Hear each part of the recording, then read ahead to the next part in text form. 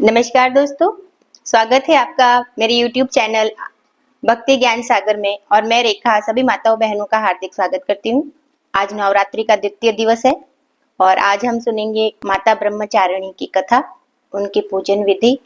और इससे पहले कि मैं कथा शुरू करूं, अगर आप मेरे चैनल पर नए हैं तो आप मेरे चैनल को सब्सक्राइब करके बेल आइकन का बटन जरूर दबाएं, आगे आने वाले सभी वीडियोस की नोटिफिकेशन आप तक आ सके।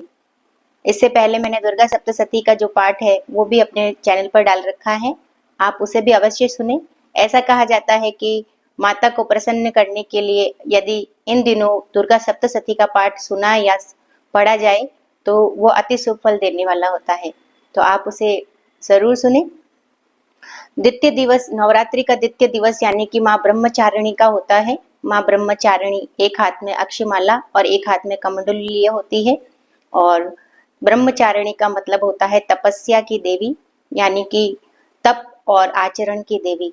तो ब्रह्मचारिणी, और इसी के लिए माँ का नाम ब्रह्मचारिणी पड़ा।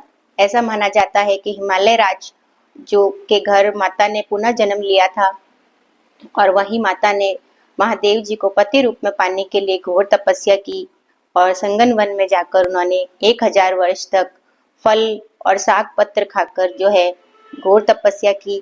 और उसके बाद में कई 100 वर्षों तक हर वर्षा ऋतु, धूप, आंधी, तूफान में जो है तपस्या करती रही।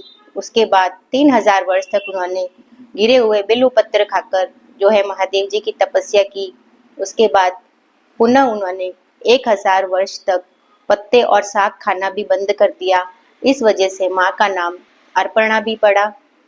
इसी के बाद ब्रह्मा जी उनके पास आए और उनसे कहने लगे कि आपने इस घोर तपस्या से जो है प्रसन्न हूँ और महादेव जी शीघ्र ही आपको पति रूप में मिलेंगे, आपके पिता आपको लेने आएंगे और आप घर जाइए।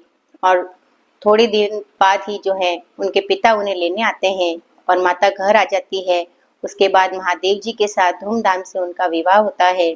और इस कथा का और इस रूप का जो है एक ही उद्देश्य है कि हमें किसी भी परिस्थिति में अपने आचरण से विमुक्त नहीं होना चाहिए। तपस्या की कितनी ही कठिन घड़ी हमारे जीवन में क्यों ना आ जाए, हमें उस पर अड़िग रहना चाहिए और हम उसे पार कर सकते हैं। तो ये था इस कहानी का उद्देश्य। ये थी माता की कथा। और आप लोगों को कैसी लगी? माता की इस कथा को जो सुनता है वह सुनाता है, वह जीवन में आई हुई सभी कठिनाइयों को पार कर जाता है और अपने जीवन में आने वाले सभी तप से वह जो है उभर आता है। तो आपको ये कथा अवश्य सुननी चाहिए। और इसी के साथ माता की पूजा अर्चना के अंदर जो है आज आप शुद्ध मन से सुबह सुबह जो है गंगा जल डाल के स्नान करें और उसके बाद शुद्ध वस्त्र पहनकर, माँ को पीले अथवा लाल रंग बहुत पसंद होता है तो आप इसी रंग का वस्त्र धारण करें। इसी के साथ माँ को पिस्ते से बनी हुई मिठाई का भोग लगाएं। उसी के साथ माँ को पान, सुपारी व लौंग भी चढ़ाएं और माँ को कुमकुम, रौली, अक्षत से जो है तिलक करके और उनकी पूजा शुश्रूषा करें।